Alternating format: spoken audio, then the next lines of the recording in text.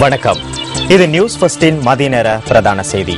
உங்களோடு இணைந்து கொள்ளும் நான் டில்ஷாட் தேவதாசன். முதலில் தலைப்புச் செய்திகள். 2 நாள் உத்தியோகபூர்வ விஜயம் மேற்கொண்டு சீன ஜனாதிபதி நாட்டை வந்தடைந்துள்ளார். எந்த ஒரு போர் முன்னெடுக்கப்பட்ட போதிலும் முதல் குறிக்கோளாக ஜனநாயகமே அமைய வேண்டும் என அமைச்சர் ராஜித சேனாரத்ன தெரிவிப்பு. சுகாதார அமைச்சின் நிதி நோய் தடுப்பிற்காகவே ஒதுக்கப்பட வேண்டும் என சுகாதார அமைச்சர் கருத்து. ஹிலாரி கிளின்டன் 2016 ஆண்டு நடைபெறவுள்ள ஜனாதிபதி தேர்தலில் கலந்து கொள்வதில் ஆர்வம் காட்டி வருவதாக தகவல். இனி விரிவான செய்திகள். சீன ஜனாதிபதி ஜி ஜின்பிங் 2 நாள் உத்தியோகபூர்வ விஜயம் மேற்கொண்டு இன்று முற்பகல் நாட்டை வந்தடைந்துள்ளார். சீன ஜனாதிபதியை வரவேற்கும் வகையில் இன்று பிற்பகல் ஜனாதிபதி செயலகத்தில் விசேட நிகழ்வொன்று ஏற்பாடு செய்யப்பட்டுள்ளதாக ஜனாதிபதியின் பேச்சாளர் மொஹான் சமரநாயக்க குறிப்பிட்டார். அதன் பின்னர் இரு நாட்டு ஜனாதிபதிகள் இடையே இருதரப்பு பேச்சுவார்த்தைகள் இடம்பெறவுள்ளன. 2 நாடுகளுக்கும் இடையில் சுதந்திர வர்த்தக உடன்படிக்கை உட்பட சில உடன்படிக்கைகள் கைச்சாத்திடப்படவுள்ளதாக மொஹான் சமரநாயக்க மேலும் தெரிவித்தார். சீனாவின் முன்னாள் ஜனாதிபதி ஹூ ஜின்தாவோவின் பதவிக்காலம் நிறைவடைந்ததன் பின்னர் அந்நாட்டின் ஜனாதிபதியாக 2012 ஆண்டு ஜி ஜின்பிங் பதவியேற்றார். சீன கம்யூனிஸ்ட் கட்சியின் செயலாளரான ஜி ஜின்பிங் அந்த நாட்டின் மத்திய ராணுவ ஆணைக்குழுவின் தலைவர் என்பதும் குறிப்பிடத்தக்கது. இதன் காரணமாக அவரை சீனாவின் உயர்மட்ட தலைவர்களில் ஒருவராகவே மக்கள் கருதுகின்றனர். ஜி ஜின்பிங்கின் தந்தையார் சீன கம்யூனிஸ்ட் கட்சியின் சிரேஷ்ட தலைவர்களில் ஒருவராவார். ரசாயன பொறியியலாளரான ஜி ஜின்பிங் 2002 ஆண்டு சட்டம் தொடர்பான கலாநிதி பட்டத்தினை பெற்றுக் கொண்டுள்ளார். சீன ஜனாதிபதியின் முதல் உத்தியோகபூர்வ விஜயத்தில் கலந்து கொள்ளும் வரையில் அந்த நாட்டின் முதற் பெண்மணி யார் என்பதனை எவரும் நன்கு அறிந்திருக்கவில்லை. சீனாவின் ஜனாதிபதி ஜி ஜின்பிங் அந்த நாட்டின் பிரபல பாடகியான பெங் லியூவானை திருமணம் செய்துள்ளார்.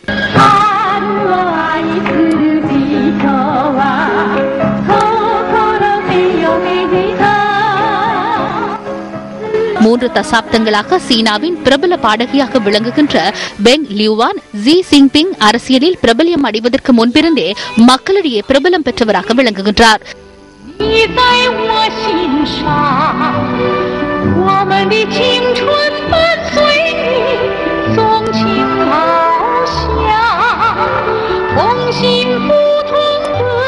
சீனாவில் முதன்முறையாக கலாசார இசையில் முதுகலைமானி பட்டத்தை பெற்றுக் கொண்டவராகவும் பெங் திகழ்கின்றார்.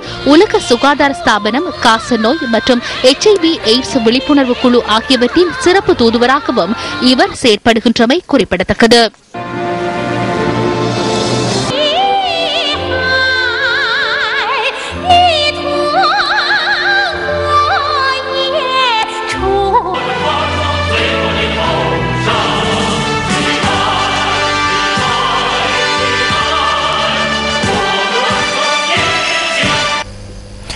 எந்தவொரு யுத்தம் முன்னெடுக்கப்பட்ட போதிலும் முதல் குறிக்கோளாக ஜனநாயகமே அமைய வேண்டும் என கடற்றொழில் மற்றும் நீரியல் வள அமைச்சர் ராஜித சேனாரத்ன தெரிவிக்கின்றார். கொழும்பில் நேற்று நடைபெற்ற வைபவம் ஒன்றிலேயே அமைச்சர் இதனை கூறினார்.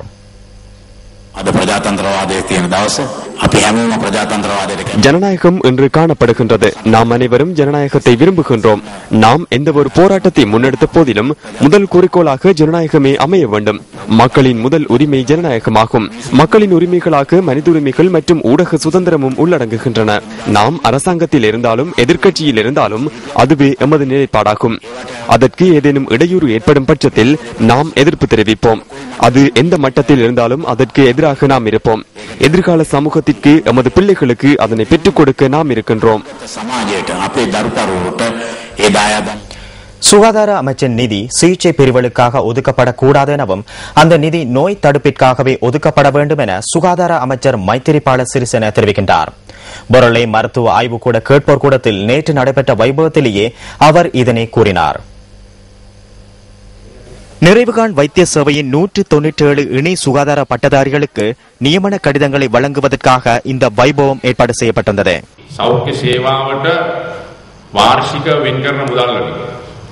சுகாதார சேவைக்காக வருடாந்தம் ஒதுக்கப்படும் நிதியில் 88% சிகிச்சை பிரிவுகளுக்காக செலவிடப்படுகின்றன. 12% நோய் தடுப்பு மற்றும் நோய் ஒழிப்பு நடவடிக்கைகளுக்காக ஒதுக்கப்படுகின்றன. குறைந்தது 50% சரியாக ஒதுக்கப்பட வேண்டும். எனினும் இது மாறாகவே நடைபெறுகின்றது. நாடொன்றில் வைத்தியசாலைகள் அதிகரிக்கப்படுகின்றமை சிறந்த விடயமல்ல. சிறைச்சாலைகள் விஸ்தரிக்கப்படுகின்றமையும் சிறந்த விடயமல்ல. வைத்தியசாலைகளை விஸ்தரிக்கவும் கூடாது. அவை இரண்டுமே குறைக்கப்பட வேண்டும். நாட்டில் அதிக கல்வி நிறுவனங்களே காணப்பட வேண்டும். இலவச சேவை ஊடாக பாடசாலைகள், பல்கலைக்கழகங்கள், தொழில்நுட்ப நிறுவனங்களை விரிவுபடுத்தப்பட வேண்டும். எனினும் தேசிய திட்டத்தின் ஊடாக சுகாதார சேவைக்குள் மாறான நடவடிக்கையை நாம் காண்கின்றோம். අපේ බොහෝ වෙලාවට ජාතික සැලසුම් තුල අපි දකින්නේ අනිත් පැත්ත තමයි සෞඛ්‍ය සේවය. தமிழர்களின் பிரச்சனைகள் தொடர்பில் இந்திய தேசிய கட்சிகளுக்கு எவ்வித அக்கறையும் இல்லை என தமிழக முதல்வர் ஜெயலலிதா ஜெயராம் குற்றம் சாட்டியுள்ளார். கோயம்புத்தூர் பகுதியில் நடைபெற்ற நிகழ்வொன்றில் தமிழக முதல்வர் இதனை குறிப்பிட்டதாக த ஹிந்து செய்தி வெளியிட்டுள்ளது. இதனால் கச்சத்தீவு பிரச்சினைக்கு தீர்வு காண்பதற்கு தமிழக பாரதிய ஜனதா கட்சிக்கு முடியாது போயுள்ளதாகவும் அவர் சுட்டிக்காட்டியுள்ளார். பாரதிய ஜனதா கட்சிக்குள் உட்கட்சி பிரச்சினைகள் காணப்படுவதால் இவ்வாறானதொரு நிலை ஏற்பட்டுள்ளதாக ஜெயலலிதா ஜெயராம் மேலும் குறிப்பிட்டுள்ளார். யாழ் பல்கலைக்கழகத்தில் நிறங்களின் வெளிப்பாடு எனும் துணைப்பொருளான புகைப்பட கண்காட்சி நேற்று ஆரம்பமானது. யாழ் பல்கலைக்கழக முன்னாள் துணைவேந்தர் பேராசிரியர் என் சண்முகலிங்கன் இந்த புகைப்பட கண்காட்சியை ஆரம்பித்து வைத்தார். யாழ் பல்கலைக்கழக கலைப்பிட வளாகத்தில் நேற்று மாலை இந்த கண்காட்சி ஆரம்பித்து வைக்கப்பட்டது. நிறங்களின் வெளிப்பாடு எனும் பெயரில் யாழ் பல்கலைக்கழக நுண்கலைத்துறை 3ஆம் ஆண்டு மாணவனான தர்மபாலன் திலக்ஷன் எனும் மாணவனின் புகைப்பட தொகுப்புகளே இந்த கண்காட்சியில் காட்சிப்படுத்தப்பட்டுள்ளன. இப்புகைப்பட கண்காட்சியானது எதிர்வரும் 19ஆம் தேதி வரை காலை 10 மணி முதல் மாலை 5 மணி வரை நடைபெறவுள்ளமை குறிப்பிடத்தக்கது. உங்கள் பாடசாலையின் ஊடக பிரிவினை வளப்படுத்த நாங்கள் தயார். பாடசாலைகளின் ஊடக பிரிவின் செயற்பாட்டினை விரிவுபடுத்துவதற்கு நியூஸ் ஃபர்ஸ்டின் ஆலோசனைகளையும் பயிற்சிகளையும் பெற விரும்பினால் இன்றே அதிபரின் ஊடாக விண்ணப்பியுங்கள். அனுப்ப வேண்டிய முகவரி நியூஸ் ஃபர்ஸ்ட் ஜூனியர் ரிப்போர்ட்டர், இலக்கம் 146, ஜாசன் வீதி, கொழும்பு 2. தொலைபேசி 0114896896, தொலைநகல் 0114792733.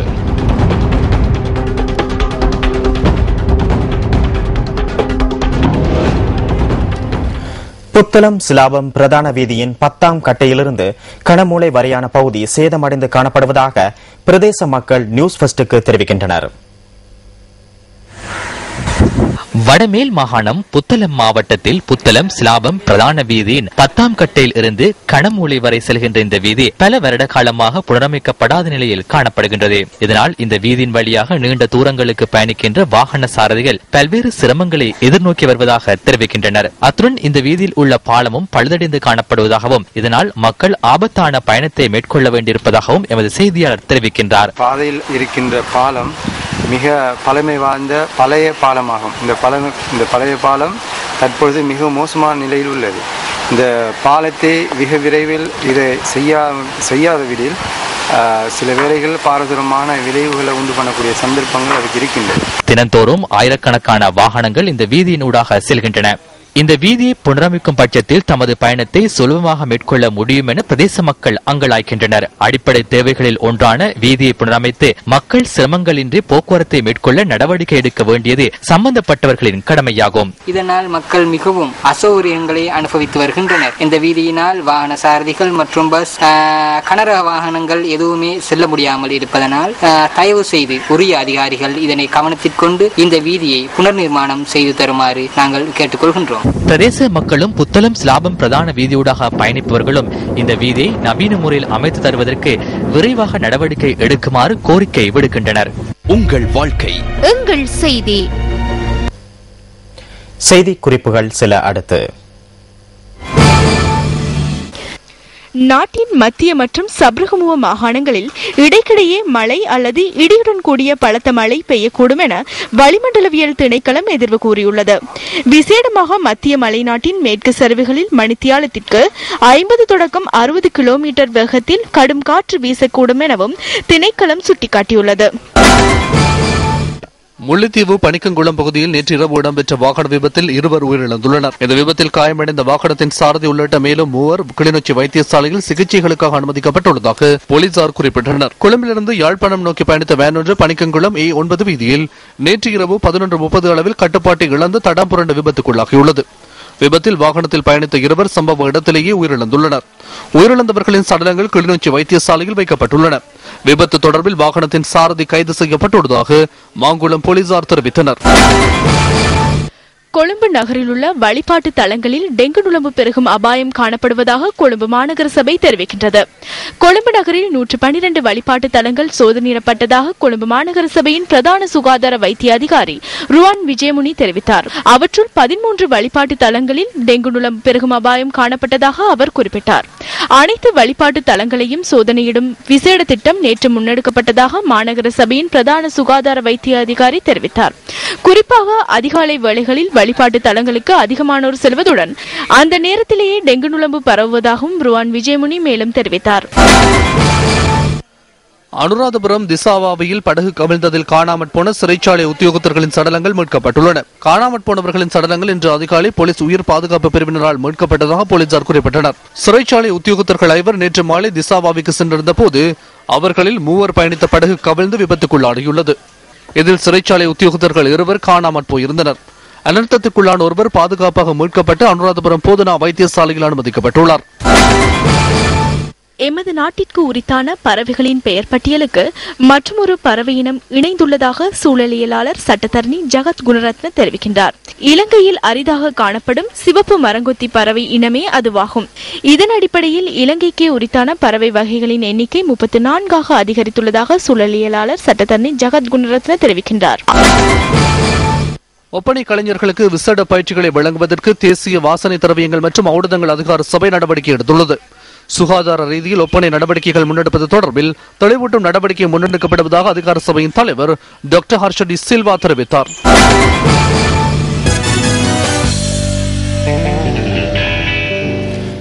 சர்வதேச ரீதியில் போட்டிகளில் பங்கேற்கும் போது தற்போதைய நிலைமையை விட உரிய முறையில் பயிற்சிகளை மேற்கொண்டு தயாராக வேண்டும் என இலங்கை வலைப்பந்தாட்ட அணித்தலைவர் சசிகா சமரசிங்க தெரிவிக்கின்றார். ஆசிய வலைப்பந்தாட்ட போட்டிகளில் கலந்து கொண்டு நேற்றைய தினம் நாடு திரும்பிய போதே அவர் இதனை தெரிவித்தார். 9வது ஆசிய வலைப்பந்தாட்ட போட்டியில் இலங்கை அணி 2ஆம் இடத்தை பெற்றுக் கொண்டது. இறுதிப் போட்டியில் 59க்கு 41 எனும் புள்ளிகள் அடிப்படையில் சிங்கப்பூர் அணியிடம் இலங்கை தோல்வியடைந்திருந்தது. 2ஆம் இடத்தை பெற்றுக் கொண்ட இலங்கை வலைப்பந்தாட்ட அணி நேற்று நாடு திரும்பிய சந்தர்ப்பத்தில் இலங்கை அணித்தலைவர் சசிகா சமரசிங்க ஸ்போர்ட்ஸ் ஃபர்ஸ்டுக்கு கருத்து தெரிவித்தார். உரிய திட்டமின்மையே தோல்விக்கு காரணம். எமது திட்டம் போதுமானதாக இல்லை. கடந்த வருடம் நாம் தோல்வியடைந்த பின்னர் ஜனவரி முதலே நாம் உரிய வசதிகளுடன் பயிற்சிகளை ஆரம்பித்தோம். இப்போது இருந்தே உரிய பயிற்சிகளை மேற்கொண்டால் அடுத்த ஆசிய வலைப்பந்தாட்ட போட்டியில் எம்மால் வெற்றி பெற முடியும் என நான் எண்ணுகின்றேன்.